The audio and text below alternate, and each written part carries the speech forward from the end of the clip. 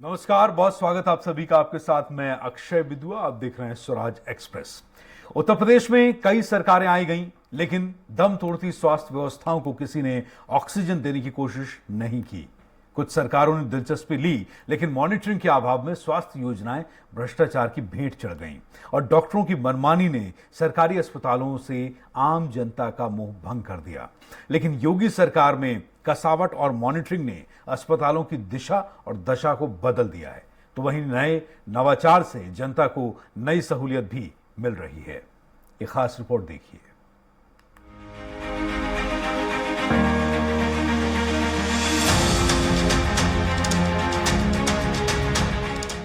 Corona काल का बीभत्स दौर देख चुके हैं हम सब, लेकिन पहली बार सरकार से लेकर जनता तक ने महसूस किया कि स्वास्थ्य व्यवस्थाओं में हम कितने पिछड़े हुए हैं। लेकिन तभी से उत्तर प्रदेश की सरकार लगातार स्वास्थ्य व्यवस्थाओं और आवश्यकता के अनुसार हर संसाधन जुटाने में लगी हुई है और इसके परिणाम जमीनी स्तर पर नजर भी आने लगे हैं। और हाल ही में गोरखपुर में सीएम योगी ने हेल्थ एटीएम का शुभारंभ किया।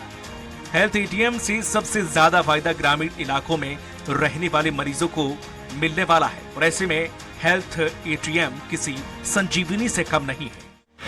हेल्थ एटीएम में कई महत्वपूर्ण जांचें एक साथ हो रही हैं। हेल्थ एटीएम में body mass index, blood pressure, metabolic age की जांच, body fat, hydration, pulse rate, height, muscle mass, तापमान की जांच, ऑक्सीजन की मात्रा सहित कुल 59 पैरामीटर की जांच की सुविधा, बॉडी स्क्रीनिंग के लिए 16 पैरामीटर की जांच, लाइफ स्टाइल से जुड़ी जांचें जैसे ग्लूकोज, हीमोग्लोबिन, लिपिड प्रोफाइल हो सकेगी। इसके अलावा रैपिड टेस्ट, यूनिट टेस्ट, गर्भावस्था, डेंगू, मलेरिया, टाइफाइड की जांच,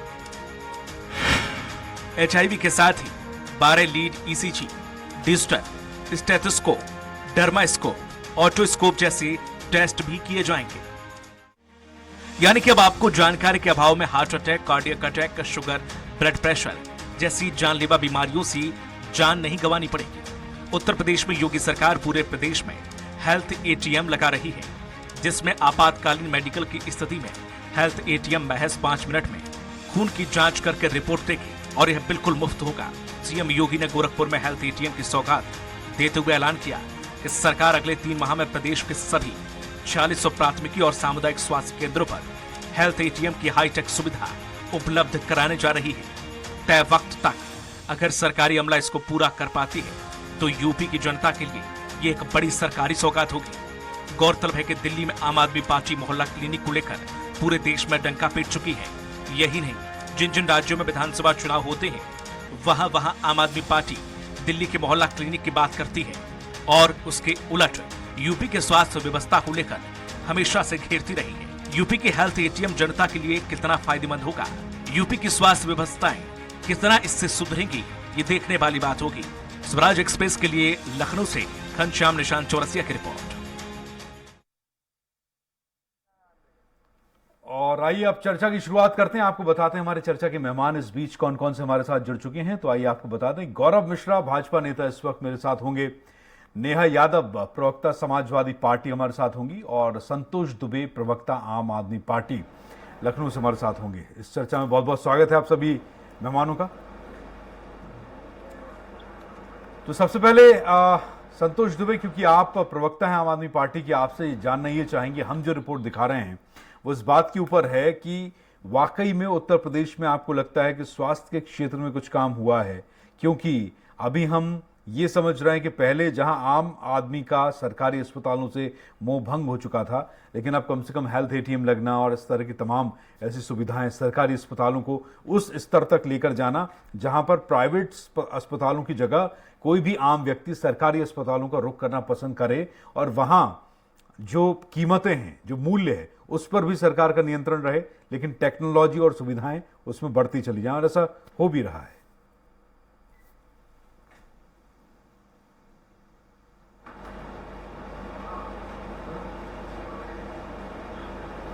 संतोष दुबे सुन पा रहे हैं आप?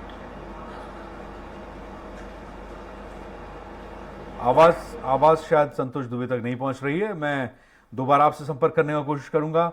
नेहा यादव हमारे साथ होंगी और गौरव मिश्रा फिलहाल इस वक्त हमारे साथ भाजपा नेता हैं। गौरव जी, हम चाहेंगे दर्शकों को हमने जो रिपोर्ट दिखाई उसके उलट हम ये चाहेंगे कि एक बार फिर से ये बताया जाए कि उत्तर प्रदेश में योगी सरकार ने जिस तरीके से हेल्थ सेक्टर में काम किया है। गोरखपुर में मानसिक ज्वर के चलते एक वक्त था जब बहुत सारी मौतें हुआ करती थी। योगी आदित्यनाथ जी ने वहां बहुत अच्छा काम किया। सीएम योगी ने गोरखपुर में तमाम सरकारी अस्पताल जो हैं प्रदेश के, उनकी व्यवस्थाएं चाक चौबंद करना और एक माइलस्टोन सेट करना, एक मील का पत्थर स्वास्थ्य सेवाओं में साबित करना, स्थापित करना और ये मैसेज देना अधिकारियों को लेकर उनकी जो डीलिंग है, जो जिस तरीके का वो दबाव देते हैं प्रशासन के ऊपर, वो अपने आप में देखने योग्य होता है।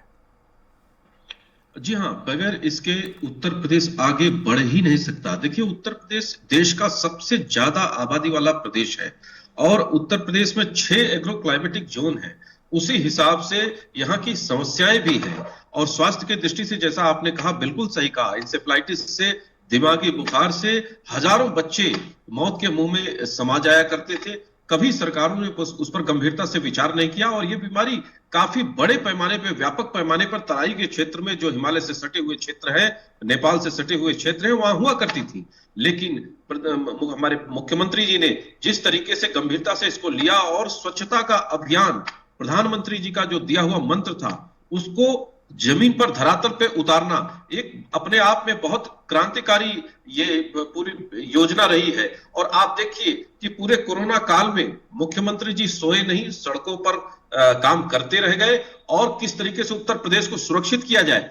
पूरे उत्तर प्रदेश में आज सभी जिलों के पास अपना मेडिकल कॉलेज है, सभी जिलों में सीटें बढ़ाई गई और डॉक्टर्स की संख्या किस तरीके से बढ़े, उसकी संख्या बढ़ी है। और आज प्राइमरी पीएचसी, चाहे हमारे 4500 पीएचसीज है अर्बन और रूरल मिला करके, तो उसमें किस तरीके से टेस्टिंग की फैसिलिटी बढ़े, उस दिशा में बहुत बड़ा क्रांतिकारी कदम है ये। और डिजिटलाइज करके, तकनीक के साथ जोड़ करके ज्यादा से ज्यादा लोगों को सस्ते दरों में या मुफ्त में ये सुविधा देना, ये अपने आप में सरकार की मंशा और नियत को दर्शाता है। और हमारा प्रदेश और देश, केंद्र सरकार और राज्य सरकार दोनों वन हेल्थ पॉलिसी के दिशा में बढ़ रहे हैं, जहां एक कार्ड के माध्यम से किसी व्यक्ति का पूरे हेल्थ का बायोडेटा पूरा रिकॉर्ड किया जा सकता है, उसका डेटाबेस उसको वही मिल सकता है, उसकी क्या बीमारी है, उसको कैसे ट्रेस किया जाए, उसका क्या इलाज है, सारी चीजें डिजिटलाइज होने से बहुत सुविधा हो जाएगी और उत्तर प्रदेश की जनता को बहुत बड़ा इसका लाभ होने वाला है। आज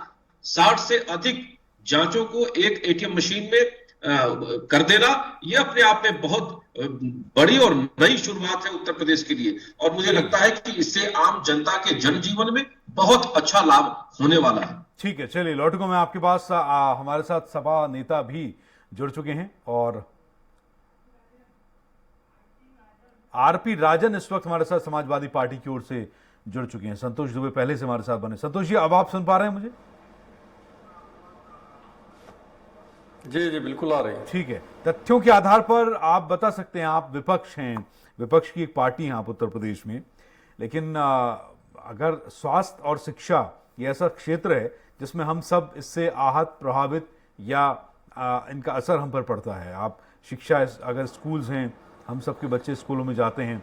स्वास्थ्य एक ऐसा क्षेत्र है जिसके बिना किसी भी व्यक्ति का काम आज के समय में नहीं चल सकता है। तो उत्तर प्रदेश में जो रिपोर्ट हमने दिखाई है उसके आधार पर आप स्वास्थ्य के क्षेत्र में कितना काम हुआ है, क्या आपका आकलन है? संतोष दुबे। देखिए, सबसे बड़ी बात यह है कि जिस तरीके से उत्तर प्रदेश में सरकार चल रही है और इसके पहले भी माननीय योगीनाथ जी की सरकार थी, और जिस तरीके से सुरक्षा इस प्रदेश की जो मूलभूत आवश्यकता है, शिक्षा, सुरक्षा और स्वास्थ्य, जब तक ये ठीक नहीं होगा और इसके लिए हम लोग प्रभावी कदम नहीं उठाएंगे, तब तक जो है आम जनमानस जो पीड़ित है, हर तरीके से सबसे पहले जो पीड़ा उसको होती है, स्वास्थ्य की होती है, फिर पढ़ाई की होती है, फिर उसके बाद सुरक्षा की होती है। ये तीनों मूलभूत आवश्यकता है। अगर इसको नहीं जब तक पूरा करेंगे, तब तक ये कहना कि राम राज्य चल रहा तो नहीं माना जाएगा। सबसे बड़ी चीज ये है कि जिस तरीके से अभी योगी जी ने जो है निकाला, ये एटीएम, स्वास्थ्य एटीएम जो निकला है, मैं मानता हूं कि चलो ठीक है, कम से कम पहले पिछली सरकार में नहीं, इस सरकार में लोगों के प्रति जागरूक हुए और और जो दिल्ली की हमारी नीति थी, उस नीति का कम से कम इन्होंने पालन किया। जो हम मोहल्ला क्लिनिक चला रहे थे दिल्ली में, हम भी यही काम कर रहे थे कि भाई मोहल्ले मोहल्ले लोगों को सुरक्षा मिले, इलाज मिले, अच्छा स्वास्थ्य हो उनका। जब अच्छा स्वास्थ्य होगा तभी अच्छी शिक्षा आदमी ग्रहण करेगा और आगे जो है अच्छा उसका भविष्य में अनुपालन करेगा। तो इन सब चीजों को लेकर जो स्वास्थ्य की बात हो रही है, शिक्षा की बात हो रही है, सुरक्षा की बात हो रही है, तो अगर माननीय योगी जी इस काम को करने के लिए तैयार हैं तो उनका स्वागत करते हैं। लेकिन अभी तक ऐसा कहीं धरातल पे दिख नहीं रहा है। इनके उप मुख्यमंत्री जो स्वास्थ्य मंत्री है माननीय लगातार वो जो है छापे मार रहे हैं, लेकिन उस छापे में जिस तरीके के वो खुद छापों के दौरान कहते हैं कहीं नल टूटा हुआ है, कहीं एक्सरे मशीन नहीं है, कहीं स्ट्रक्चर नहीं है, तो इन सब चीजों को लेकर जिस तरीके की बातें हो रही है, अगर उसमें सुधार हो तो सरकार जो अगर सुधार करती है तो स्वागत योग्य बात है और जनता को इस मूलभूत सुविधाओं को मिलना चाहिए। ठीक है।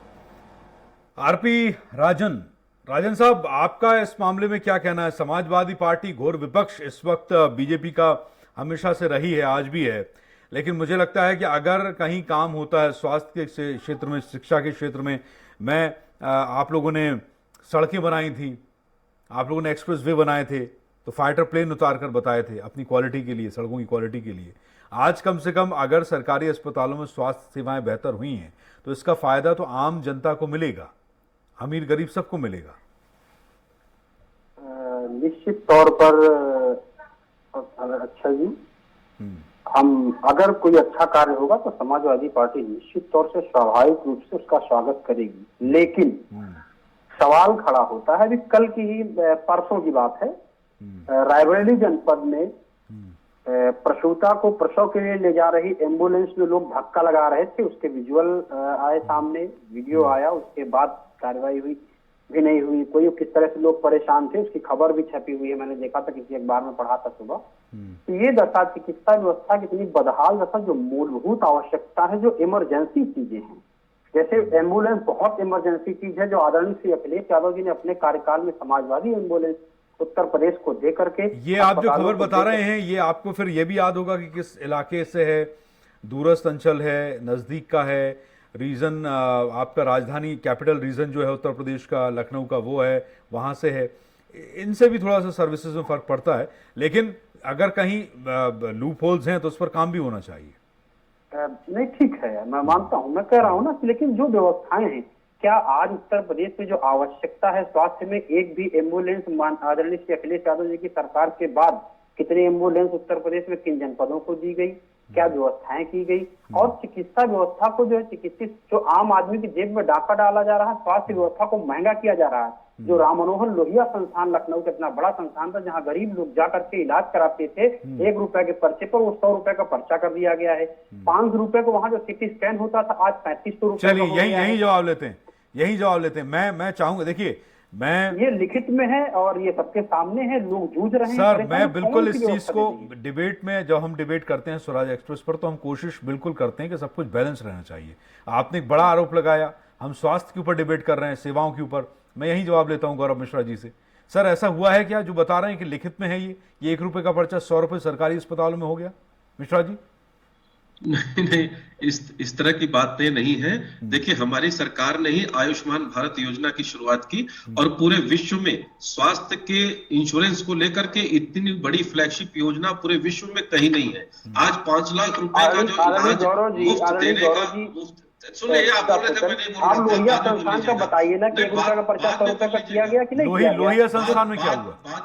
बाद में आप लोहिया बोल संस्थान लीजिएगा। में 500 का, तो ये 30 स्कैन 3500 का किया गया कि नहीं किया गया? नहीं, देखिए, यदि कहीं कोई मूल्य वृद्धि हो रही है तो वो जस्टिफाइड तरीके से होती है, उसके पीछे पूरा एक प्रॉपर सिस्टम होता है, उसकी नीति बनती है, तब कोई मूल्य वृद्धि होती है।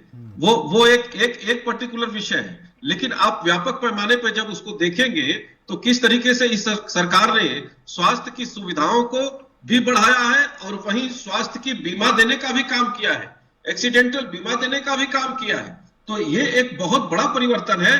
और वैक्सीन, कोरोना जैसे महामारी में मुफ्त 200 करोड़ से ज्यादा वैक्सीन की डोज देना, पूरे देशवासियों को, और देशवासियों को ही क्यों, जरूरतमंद अच्छा उन जी, सभी समझ देशों लीजिएगा को भी मुझे। हमारी सरकार ने जी, देने का दूंगा, काम दूंगा। किया।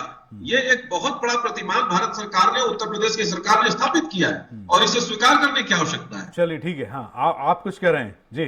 जी जी। राजन। अच्छा जी, आप बताइए, मतलब लोहिया संस्थान उत्तर प्रदेश का, पूरे प्रदेश का इतना बड़ा संस्थान, आयुर्विज्ञान संस्थान केंद्र, जिसपे 75 जनपद से क्या आसपास के और राज्यों से, पड़ोसी राज्यों से भी लोग वहाँ इलाज कराने आते हैं। आप बताइए, आप वहाँ इलाज महंगा किया जा रहा है, और आदरणीय गौरव मिश्रा भाई हमारे कह रहे हैं कि वो पर्टिकुलर विषय हो सकता है, तो निर्णय सरकार ले रही है, सरकार बैठी हुई है कि ये पूर्व सरकारों में भी हो सकता था। आदरणीय श्री अखिलेश यादव जी ने वहाँ व्यवस्थाएं सुविधा कराई थी, जो हमने अस्पताल दिए थे, उन अस्पतालों का इलाज आप महंगा कर रहे हो, तो जेब में डाका तो आप गरीब आदमी की डाल रहे हो ना, आप गरीब आदमी का इलाज महंगा कर रहे हो ना। तो तथ्यों और प्रमाणों के साथ बात करिए, हवा में बोलने से कुछ नहीं होगा।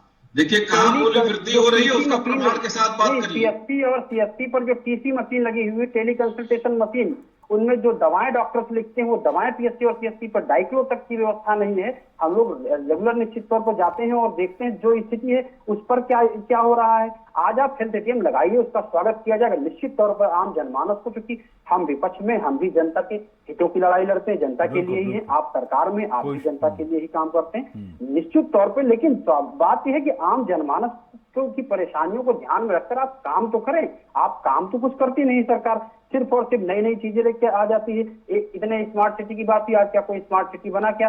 इतनी चिकित्सा व्यवस्थाओं की बात हुई कि जिन जिला अस्पतालों को आपने मेडिकल कॉलेज में तब्दील करने का काम किया, उसी जिला अस्पताल में 500 रुपए में सिटी स्कैन होता था, आज 3500 में हो रहा। उसी जिला अस्पताल में जो है यूएसजी अल्ट्रासाउंड जो है निःशुल्क होता था, वो अल्ट्रासाउंड आज जो है 2000 रुपए में हो रहा। आपने उसको तब्दील तो कर दिया मेडिकल कॉलेज में, लेकिन फैसिलिटी और व्यवस्थाएं जमीनी हकीकत क्या है, वास्तविक रूप से जनता को लाभ क्या मिल रहा है, ये देखना होगा आदरणीय अभय जी। ठीक है जी, बताइए गौरव मिश्रा जी। देखिए जिस तरह का ये आंकड़े प्रस्तुत करने का काम कर रहे हैं, ये प्रमाणों के साथ आंकड़े प्रस्तुत करें और जनता को टीवी चैनल पे बैठ करके झूठ बोलने का काम न करें। कहीं कहीं वही 2000 का टेस्ट कहीं 10,000 में भी होता है, वही कहीं 400 रुपए में भी होता है, वही अल्ट्रासाउंड 400 रुपए में भी होता है। मैं आंकड़ों के साथ ही बात करता हूँ, प्राइवेट में कोई 10,000 लेता है, कोई 20,000 लेता है, लेकिन मैं सरकारी अस्पतालों की बात कर रहा हूँ, जिला अस्पतालों की।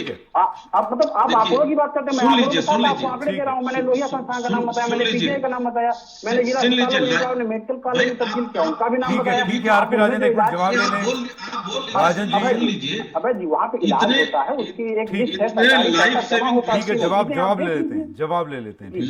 लाइफ सेविंग ड्रग्स को मनमाना तरीके से जो बेचा जाता था, उनके मूल्य को नियंत्रित करके आज जन औषधि केंद्रों से वितरित किया जा रहा है, उसको भी देखने की आवश्यकता है। इंसेफ्लाइटिस जैसे बीमारों को पूरे उत्तर प्रदेश से इरेडिकेट कर देना, ये अपने आप में विश्व स्तर का कार्य है, जिसको पूरी दुनिया आज पढ़ रही है, उसका अध्ययन कर रही है, उस पर रिसर्च कर रही है। सभी मेडिकल कॉलेजेस को, सभी जिला अस्पतालों को मेडिकल कॉलेज में तब्दील करना, उसका अपग्रेडेशन करना, उसमें सुधार करना, ये अपने आप में सुविधाओं में वृद्धि करना, ये अपने आप में सरकार की मंशा को दिखाता है। मेडिकल कॉलेज चाहे गोरखपुर का में एम्स हो, या फिर दूसरा एम्स हो रायबरेली में, या अटल जी के नाम से लखनऊ के अंदर में मेडिकल कॉलेज की स्थापना करना हो, इस दिशा में इस सरकार ने ना सिर्फ बढ़ाया बल्कि बजट को भी बढ़ाया है। आप बजट का भी शेप देखेंगे तो स्वास्थ्य के क्षेत्र में उत्तर प्रदेश सरकार ने आमूलचूल परिवर्तन किया है, और जिसका जमीन पे धरातल पर असर भी दिखाई दे रहा है। ऐसा नहीं है। वही आयुष्मान भारत से लाभार्थियों की संख्या भी आप उत्तर प्रदेश में देखिए करोड़ों में है, करोड़ों में लोगों ने इस योजना का लाभ उठाया है। तो कहीं ना कहीं सरकार, देखिए 100% चीजें सुधरती नहीं है, लेकिन उस सुधार की दिशा में बहुत तेज गति से सरकार काम कर रही है, और उस पर नियंत्रण कर रही है, काबू कर रही है, आगे बढ़ रही है। चलिए ठीक है, संतोष दुबे जी। अभय जी, एक सवाल था, अभी 2-4 दिन पहले की ही बात है, और रोज मैं देखता हूँ लगभग आदरणीय उप मुख्यमंत्री श्री ब्रजेश पाठक जी जनपदों में जाते हैं और खुद कहते हैं कि मुझे शर्म आती है कि मेरा विभाग है, इतनी बदहाल व्यवस्थाएं। अभी रसूलाबाद की सीएससी में पानी भरा था, जल भराव, लिफ्ट बंद थी, उसकी एक फोटो आदरणीय श्री अखिलेश यादव जी ने अपने ट्विटर हैंडल से सरकार से जब जवाब मांगा, तो आदरणीय श्री स्वास्थ्य विभाग से ही कहा गया कि जो ये आपके कार्यकाल की फोटो, उसके बाद मीडिया पैनल के ही लोगों ने तुरंत ऐसा स्थिति पर जाकर के देखा तो इनका किया उजागर हो गया, और सामने की झूठ किस तरह परोसा जाता, तो झूठ ना परोसा जाए। आज कितनी एम्बुलेंस उत्तर प्रदेश सरकार ने, जो एम्बुलेंस 10 साल की एम्बुलेंस हो गई, 8 साल की एम्बुलेंस खराब हो गई है, कबाड़ा हो रही है। कितनी एम्बुलेंसें दी गई उत्तर प्रदेश को, कितनी एम्बुलेंसें जनपदों में। चलिए ठीक है, एम्बुलेंस का आप पहले भी उसको पॉइंट आउट कर चुके हैं। अब अगला रिएक्शन मुझे आम आदमी पार्टी प्रवक्ता हमारे बीच हैं संतोष दुबे जी। संतोष दुबे जी, आपने गौरव मिश्रा को भी सुना, आरपी राजन जो डेटा लेकर आए आपने वो भी सुना। मैं चाहता हूं कि जनता भ्रमित ना हो, क्योंकि अगर काम हो रहा है तो उस पर बात होनी चाहिए और कमी को भी दर्शाना है। तभी आप विपक्ष होने के नाते अगर ये करेंगे तो ज्यादा अच्छे नतीजे निकलेंगे। नहीं, बिल्कुल सही आप कह रहे हैं कि अगर सरकार अच्छा काम करे तो उसकी हमें सराहना करनी चाहिए। लेकिन अगर चीजें गलत हो रही हैं, जिस तरीके से समाजवादी पार्टी के नेता अभी भारतीय जनता पार्टी के नेता के ऊपर बहुत सारे जो है आरोप लगा रहे थे और भाजपा के लोग अपनी अच्छाइयां गिना रहे थे, तो मैं तो ये कहना चाहूंगा कि इसके 5 साल 10 साल पहले जो है पिछले सरकार में समाजवादी पार्टी थी, उनकी क्या अच्छाइयां थी, और अभी 5 साल पहले जो है भारतीय जनता पार्टी की सरकार थी, इनकी क्या अच्छाइयां थी, ये जनता पूरी तरीके से जानती है। सबसे बड़ी चीज, इनके भी राज्य में वही स्थितियां थी जो आज हैं। लेकिन जिस तरीके से मैं स्वागत करता हूं योगी जी की, जो ये एटीएम, ये जांच मशीन जो ये बैठाल रहे हैं, इसका मैं स्वागत करता हूं कि अच्छा कार्य है, जनता के पास इस चीजों को जाना चाहिए। लेकिन साथ ही साथ जिस तरीके से सीएससी पीएससी, हमारे बहुत सारे समुदाय केंद्र जो गांव में पड़े हुए हैं, जहां पे डॉक्टर नहीं है, जहां पे सुविधा नहीं है, जहां एम्बुलेंस नहीं है, वहां पे भी ये व्यवस्था करने की आवश्यकता है, क्योंकि जो आम जनता है वो गांव में रहती है। इस समय बरसात का सीजन है, बरसात के सीजन में तरह तरह की बीमारियां होती हैं, जिनकी जो है गांव में बहुत तेजी से फैलता है। तो उसमें अगर इस तरीके से सीएससी पीएससी पे व्यवस्थाएं हो तो निश्चित ही आम जनता को इसका लाभ मिलेगा और सरकार की सराहना भी होगी। लेकिन ऐसा हो नहीं रहा है। सरकार को प्रयास करना चाहिए कि जनता को अच्छे से अच्छी सुविधा मिले, जिससे जो है जनता ये कहे तो कि हम अच्छी सरकार में जी रहे हैं, सरकार अच्छी है। लेकिन ऐसा कहीं देखने को नहीं मिल रहा। लगातार स्वास्थ्य मंत्री के छापे हो रहे हैं, मंत्री जी जहां जाते हैं कहीं जल भरा हुआ है, कहीं स्ट्रेचर नहीं है, कहीं एम्बुलेंस नहीं है। इन व्यवस्थाओं को वो कई बार वो खुद ट्वीट कर चुके हैं। तो इससे लगता है कहीं ना कहीं सरकार पे या स्वास्थ्य विभाग पे स्वास्थ्य मंत्री की पकड़ कमजोर है, या उन सुविधाओं को वो पूर्ण रूप से करा नहीं पा रहे हैं। जी जवाब दीजिए गौरव मिश्रा जी। नहीं, देखिए, मुझे लगता है कि एक प्रोएक्टिव मंत्री जो होता है ना, वो चीजों को स्वीकार करता है, उस पर कार्रवाई करता है, उसको सुधार करता है किसी भी समस्या को। और जिस तरीके से ये अपना कुछ नया लाए हो तो वो बताएं। हमारे मंत्री जी का उद्धरण करना, इनके मोहल्ला क्लिनिक की स्थिति देख लीजिए। देश की राजधानी है दिल्ली, और दिल्ली को मोहल्ला क्लिनिक की आवश्यकता नहीं है। पूरे देश से स्वास्थ्य सेवाओं को लेने के लिए लोग दिल्ली जाते हैं, और पूरे देश से जो स्वास्थ्य सेवाओं को लेने के लिए जो दिल्ली जाते हैं, वो उनके मोहल्ला क्लिनिक में इलाज नहीं कराएंगे।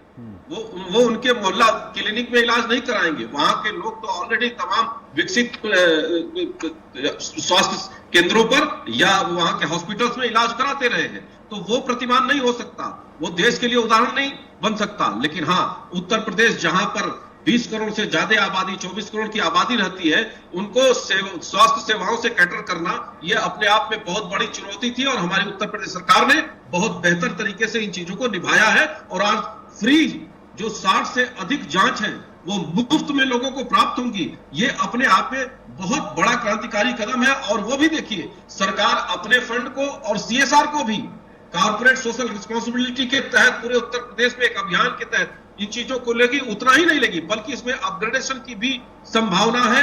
और उस अपग्रेडेशन में और भी बहुत सारी बीमारियों को आगे कवर किया जाएगा। यहां तक कि आंखों की बीमारियों को कवर किया जाएगा। बोन डेंसिटी जैसी जांच भी इन मशीनों से हो सके, उस दिशा में हमारी सरकार काम कर रही है। तो अभी बहुत चीजें आनी बाकी हैं, आप देखते जाइए उस दिशा में। तो ये एक कदम दिखाई दे रहा है। और यूपी का ये मॉडल अन्य प्रदेश अनुसरण करेंगे, इसको आगे बढ़ाएंगे अपने जगहों पर, कि ऐसा हमारा पूरा विश्वास है। ठीक है आरपी राजन, देखिए काम हो रहा है, इस बात को नकारा तो नहीं जा सकता। ठीक है, खामियां होती हैं, कमियां होती हैं, और विपक्ष का काम है कमियां उजागर करना, ना कि अच्छे काम के लिए सरकारों की तारीफ करना या फिर उनको उसके लिए उपहार देना या उनका श्रेय देना। देखिए भाई जी, निश्चित तौर पे अगर कोई अच्छा कार्य होगा तो उसकी सराहना की जाएगी। पक्ष विपक्ष का दोनों का कार्य जनता के हित के लिए ही होता है। दोनों लोगों का एक ही काम, क्योंकि जनता ने हमको विपक्ष की जिम्मेदारी दी है तो हम विपक्ष में बैठ करके जनता के हितों की बात करेंगे। जनता के हितों के लिए लड़ाई लड़ें, चाहे सड़क से लेकर सदन तक जाना है, सदन में हो चाहे सड़क में हो, जहां भी हो जनता के हितों के लिए ही कार्य करेंगे। लेकिन सवाल तभी खड़े होते हैं कि जब आंकड़े कुछ और दिए जाते हैं और धरातल पर कुछ और होता है। तो कहने का मतलब सिर्फ यही है कि जमीन पर चीजें जब दिखने लगे, जमीन पर दिखें, जमीन इसी उत्तर प्रदेश की सरकार ने, जैसे बता रहे कोरोना को बहुत बेहतरीन किया, यही उत्तर प्रदेश की सरकार ने कोरोना के दौरान ही शमशान घाटों को ढकने का काम किया था, शमशान घाटों पे टीन लगा करके ढकने का काम किया था।